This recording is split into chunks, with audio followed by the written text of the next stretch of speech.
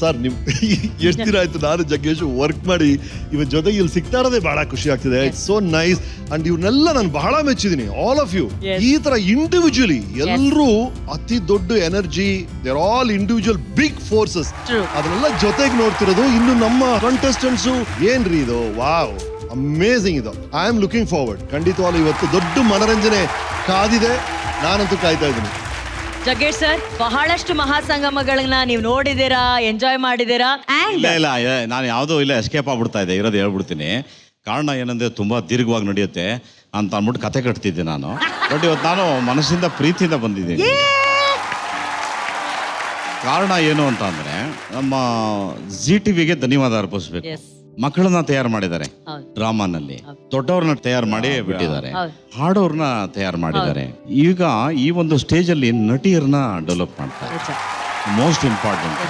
ಅಲ್ಲಿಗೆ ಕನ್ನಡ ಚಿತ್ರರಂಗಕ್ಕೆ ಯಾರ್ಯಾರು ಬೇಕೋ ಎಲ್ಲಾರನ್ನ ಕೊಡುವಂತ ವೇದಿಕೆ ಒಂದು ತಾಕತ್ತು ಇರೋದು ಓನ್ಲಿ ಫಾರ್ ZTV, ಬೇರೆ ಯಾರಿಗೂ.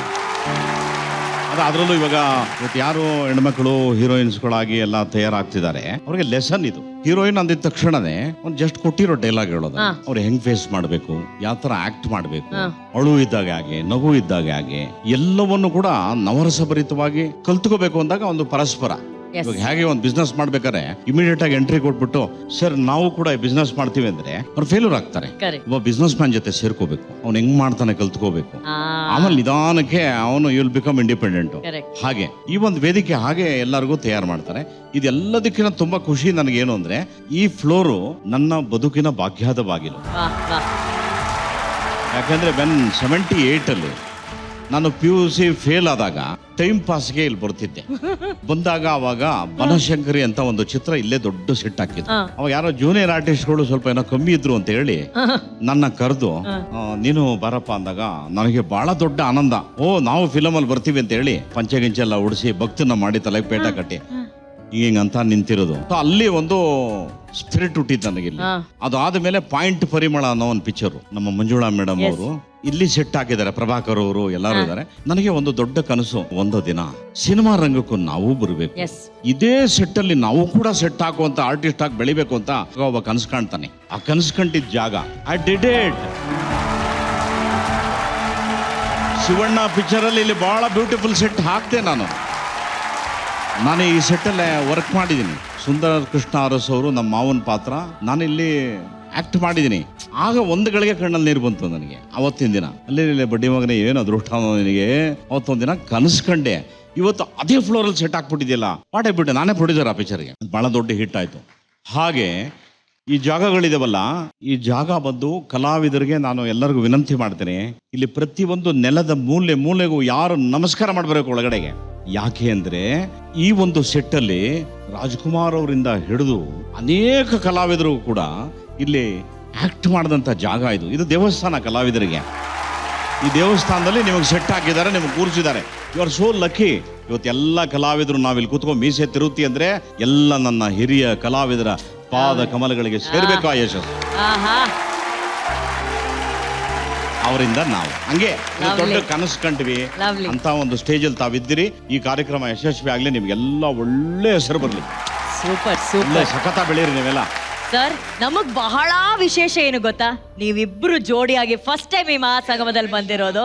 I want to tell that story. ಬಹಳ ಸ್ಫುರದ್ರೂಪಿ ನಟ ಆಯ್ತು, ಬಹಳ ಫಂಟಾಸ್ಟಿಕ್. ನಾವೆಲ್ಲ ಒಂದ್ ಸ್ವಲ್ಪ ಅಂತ ಸೌಂಡ್ಗಳು ಬರುವಂತ ಪ್ರಾಣಿಗಳ ತರ ಇದ್ವಿ.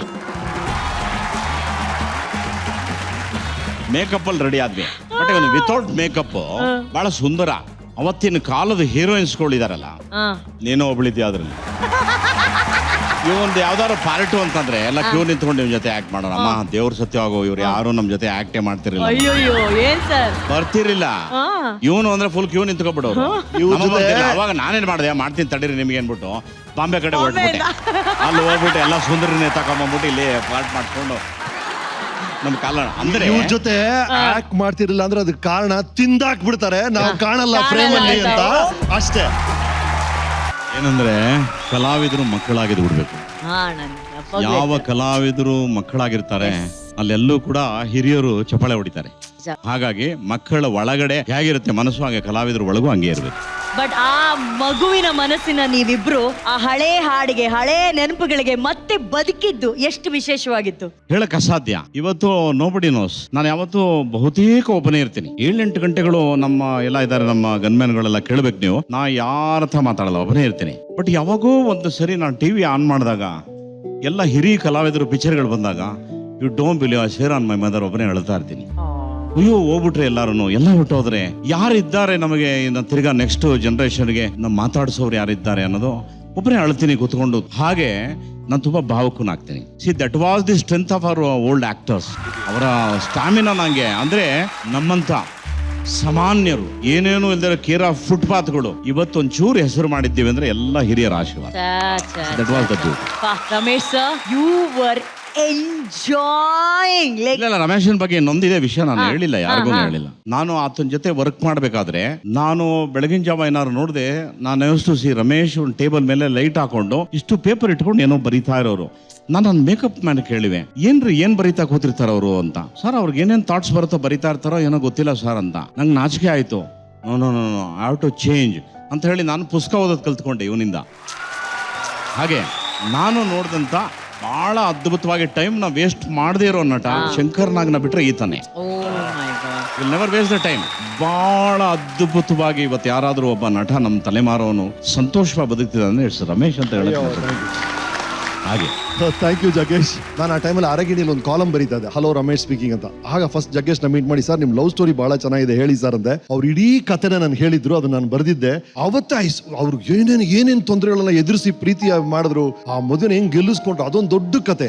ನಂತರ ವೀಕೆಂಡ್ ವಿತ್ ರಮೇಶ್ ಅವ್ರು ಬಂದ್ರು, ಇದೇ ತರ ಎಲ್ಲರೂ ನಗಿಸ್ತಾ ಇರ್ತಾರೆ. ಈಸ್ ವೆರಿ ಎಂಟರ್ಟೈನಿಂಗ್ ಪರ್ಸನ್ ಅಲ್ಲ, ನಗಿಸ್ತಾ ಇದ್ದಾರೆ. ಅಲ್ಲಿ ಒಂದು ವೀಲ್ ಚೇರ್ ಬರುತ್ತೆ ಫ್ರೇಮ್ ಅಲ್ಲಿ. ದಿಢೀರಂತ ಇದೇ ಜಗ್ಗೇಶ್ ಅವರು ಈಗ ತಿರುಗ್ತಾರೆ. ಯಾಕೋ ಟೆನ್ಷನ್ ಆಯ್ತು ನನಗೆ.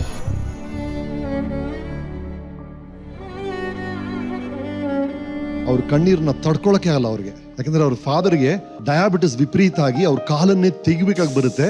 ಅದನ್ನ ನೋಡಿರ್ತಾರೆ ಇವರು, ಅವ್ರು ಉಪಯೋಗಿಸಿದಂತ ಚೇರ್ ಅದು. ಆ ಟೈಮಲ್ಲಿ ಜಗ್ಗೇಶ್ ಕಣ್ಣಲ್ಲಿ ನೋಡಿದಂತ ಕಣ್ಣೀರು, ನಮ್ಮ ಶೋ ಅಲ್ಲಿ ಐ ಥಿಂಕ್ ತರುಣ ಯಾರೋ ಒಂದ್ಸಲ ಹೇಳಿದ್ರು, ಕಾಮಿಡಿಯನ್ಸ್ ಕಣ್ಣೀರಿಟ್ಟಾಗ ನಮ್ ವಿಪರೀತ ನೋವಾಗುತ್ತೆ ಅಂತ.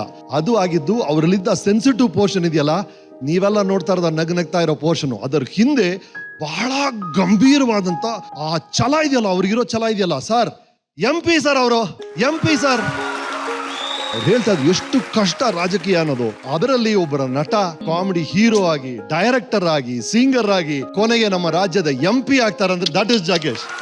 ಅಂಡ್ ಇವ್ರ ಮಾತುಗಳು ಬಿಡಿ, ಕಾಮಿಡಿ ಶೋಸ್ ಎಲ್ಲ ಬಿಡಿ, ಔಟ್ ಸೈಡ್ ಕೆಲವರು ಅಭಿಪ್ರಾಯಗಳೆಲ್ಲ ಕೇಳಿದಾಗ ಅವರು ಸ್ವಚ್ಛವಾದ ಕನ್ನಡದಲ್ಲಿ ಅವ್ರು ಹೇಳುವಂತ ಅಭಿಪ್ರಾಯಗಳು ನನಗೆ ಬಹಳ ಇಷ್ಟ ಆಗುತ್ತೆ. ಬಹಳ ಖುಷಿ ಆಯ್ತು ಜಗ್ಗೇಶ್. ಇವತ್ತು ನಮ್ಮಿಬ್ಬರನ್ನ ಇವ್ರು ಹೇಳಿದ್ರಲ್ಲ 35 ವರ್ಷ ಆಯ್ತು, ಅದೇನೋ ಹೇಳಿದ್ರಿ 20, ನಮ್ಗೆ ಅನ್ಸೇ ಇಲ್ಲ, ಹೀಗೆ ಒಟ್ಟೋಗಿದೆ. That is what I am telling you. ಇವತ್ತು ನೀವೆಲ್ಲ ಫಸ್ಟ್ ಫಿಲ್ಮ್ ಕಾಯ್ತಾ ಇದೀರಾ, ನಿಮ್ಗೆ ಗೊತ್ತಾಗಲ್ಲ ರೀ, ಒಂದು ಕ್ಷಣದಲ್ಲಿ 40 ವರ್ಷ ಅವ್ರು ಬಿಟ್ಟಿರುತ್ತೆ. ದಯವಿಟ್ಟು ಯಾಕೆ ಇಷ್ಟು ಎಂಜಾಯ್ ಮಾಡಿದ್ರಿ ಅಂತಲ್ಲ, ಅದೊಂದೇ ನಮ್ ಕೈಯಲ್ಲಿರೋದು. ಪ್ರತಿ ಕ್ಷಣ ಎಂಜಾಯ್ ಮಾಡ್ರಿ.